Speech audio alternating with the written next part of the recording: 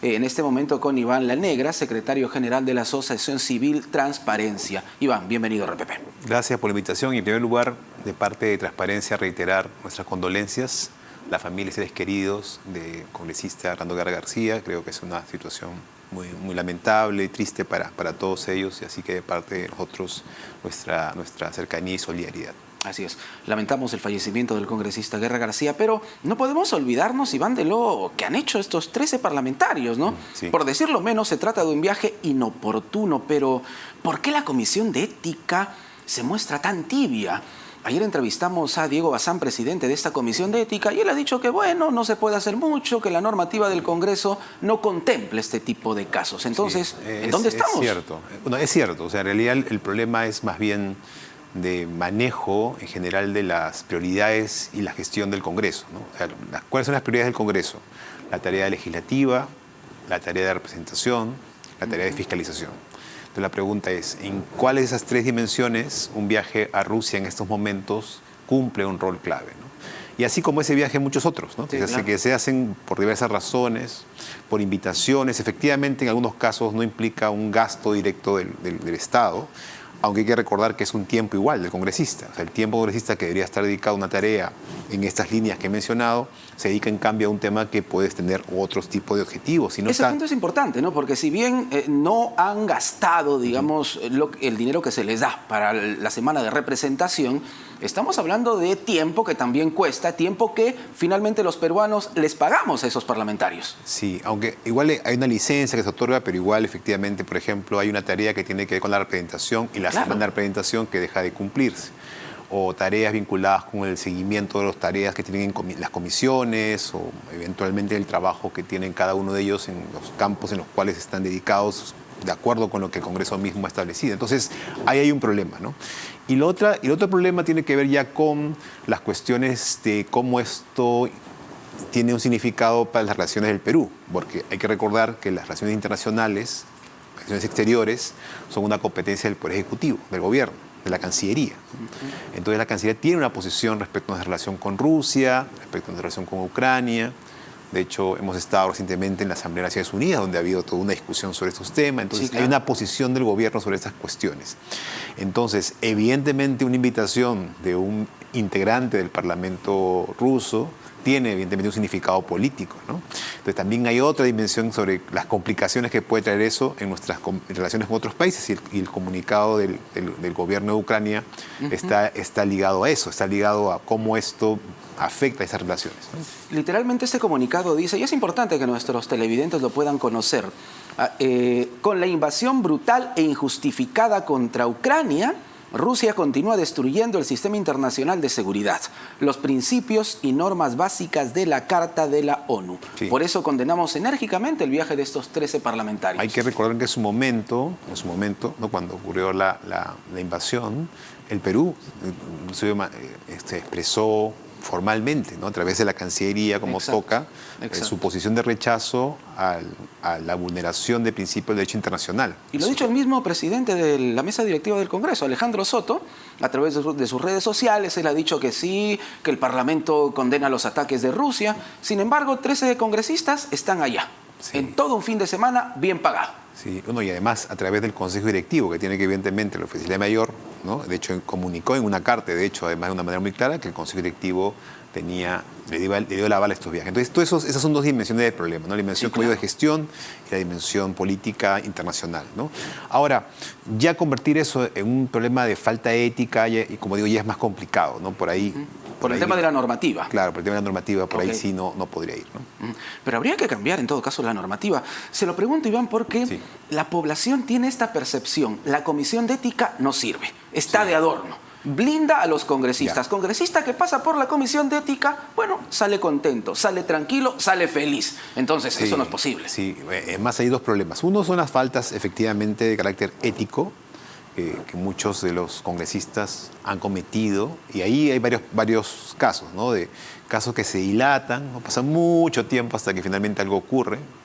Luego, cuando algo ocurre, pues, o el tema, digamos, se queda como un blindaje, O hay una sanción menor, ¿no? Digamos, cuando los casos particularmente son muy evidentes, muy escandalosos, hay como una sanción menor, no la sanción que debería ser. Pero además está el otro tema de que en algunos casos pueden haber investigación de delitos que se hubieran cometido durante la función de congresista. Claro. Y ahí también está el tema de todo el proceso de que tiene que ir para que los fiscales puedan investigar a los congresistas y luego los autoricen a iniciar acusaciones contra ellos. Entonces, todo ese proceso también es muy complicado. Entonces, la ciudadanía tiene esa sensación, ¿no? De que en general tiene una suerte de impunidad, ¿no? Claro. A pesar de que las normas que se dieron, recordarás, de modificación de la Constitución para eliminar la inmunidad parlamentaria, tiene o mantiene el Congreso ciertas herramientas que hacen muy difícil sancionar, sea por faltas administrativas o, en los casos más serios, delitos. Y ahí surge aquello de otorongo, no come otorongo, la palabra blindaje que también está en la boca de todos los peruanos. Sí. Pero, Iván, algo tendríamos que hacer también para cambiar esta situación. Solo así se va a poder recuperar la confianza, por ejemplo, en el Congreso. No es posible que podamos tener un Congreso con menos de 5% de aprobación. Sí, bueno, hay varios caminos, ¿no?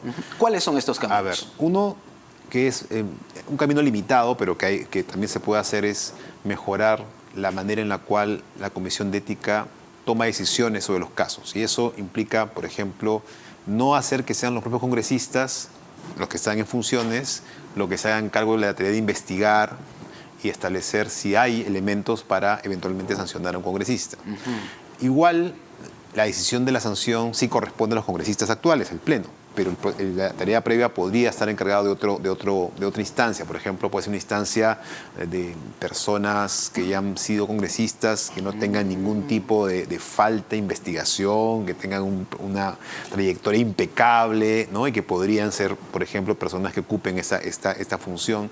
Pero eso implicaría una modificación, digamos, del reglamento del Congreso, implicaría una modificación de algo que posiblemente los congresistas actuales no van a estar muy interesados en hacer.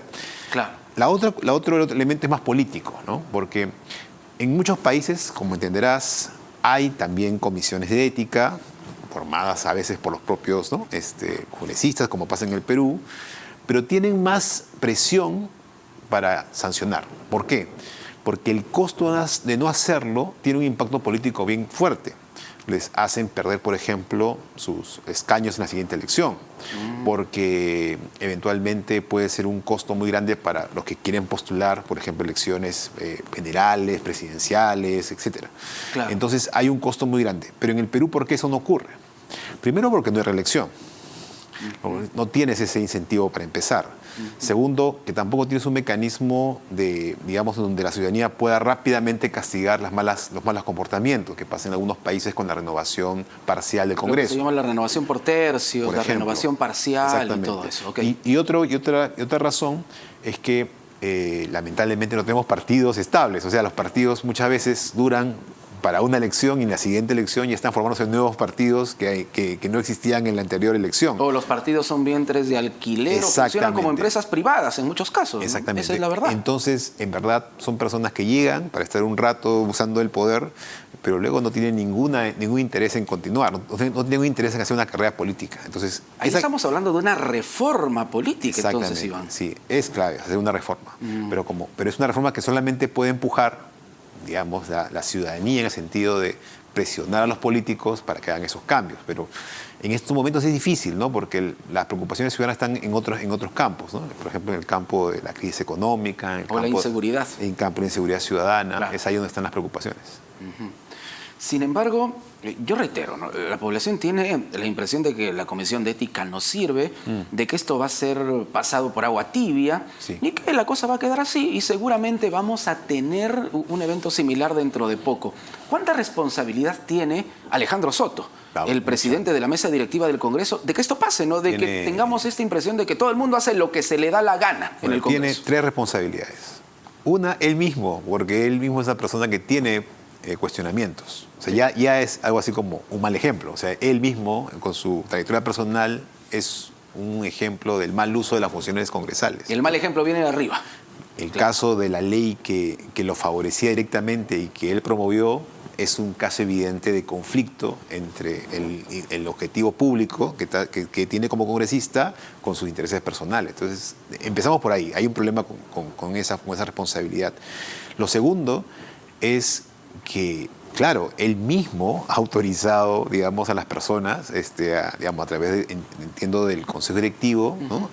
a que hagan estos viajes. Y ese punto puede ser grave, ¿eh? Porque él habría mentido en su primer comunicado. Y lo que pasa es que prácticamente que no sabía. Es una sutileza. Lo que ha dicho es, primero, dijo que él en la mesa directiva, efectivamente era el Consejo Directivo y no la mesa. Bueno, es como quitarse un gorro y decir, no, este gorro no fue con el otro. Claro, entonces, pero al final es lo mismo. Al final es lo mismo. Sí. Y luego está el tema, la tercera responsabilidad, que es la de establecer un lineamiento. Ahí sí, con la mesa directiva y con las bancadas, un lineamientos más claros, que sean más coherentes de los viajes y su utilidad para la función legislativa. Y eso también es su responsabilidad. Él podría liderar eso, ¿no? Entonces, en esos tres campos, claramente tiene una responsabilidad. Y sería un liderazgo que, sin lugar a dudas, le traería la aprobación de la población, ¿no? Porque al menos se vería que algo se está haciendo en el Congreso, Iván. Sí, claro. Es que ese, por ejemplo, es su responsabilidad, ¿no? Más he visto que ha estado haciendo algunos anuncios sobre la crisis de Sedapal, que no es su campo, que no es su responsabilidad, que no es su competencia, pero en esos temas que sí son que están vinculados directamente con su mandato, no hay acciones. ¿Cómo observa Transparencia lo que está ocurriendo en el Congreso, más allá de los 13 parlamentarios que están pasándola bien seguramente en Rusia, sí, pero a nivel general, lo que está ocurriendo en el Congreso y lamentablemente esta poca conexión que tiene con la población? Transparencia, ¿cómo lo observa? Bueno, no es un fenómeno reciente, más bien lo que hemos visto es un agravamiento de esa distancia entre la gente, la ciudadanía, los electores y los representantes, cada vez se va creciendo. ¿Sí? Inclusive el Congreso complementario anterior hubo una preocupación de los representantes ante situaciones críticas de responder ante las evidentes demandas de la ciudadanía, ¿no? Ahora está muchas veces, ¿no?, una sensación de negación absoluta de que eso sea importante para tomar decisiones. O sea, a pesar de que las encuestas, por ejemplo, muestran claramente que hay un conjunto de prioridades para la ciudadanía, se ignoran. Dicen, esto no es importante, las encuestas no importan. Y a pesar de que eso luego se expresa en cifras bajísimas de aprobación, nada cambia. Entonces, lo único que revela es un síntoma de que hay una desconexión muy, muy fuerte, ¿no?, entre el representante y su preocupación de que la ciudadanía esté mínimamente satisfecha con las decisiones que se van adoptando. Sí, porque cuando uno escucha a los congresistas realmente tiene la impresión de que están viviendo o en otro país o en otro planeta, porque no conocen casi nada de la realidad. Bueno, están en Rusia ahora, ¿no? Sí. Definitivamente, ahora sí están en Rusia. Sí. Iván, muchísimas gracias. A ustedes, muchas gracias por la invitación. Iván La Negra, secretario general de la Asociación Civil Transparencia, aquí en Las Cosas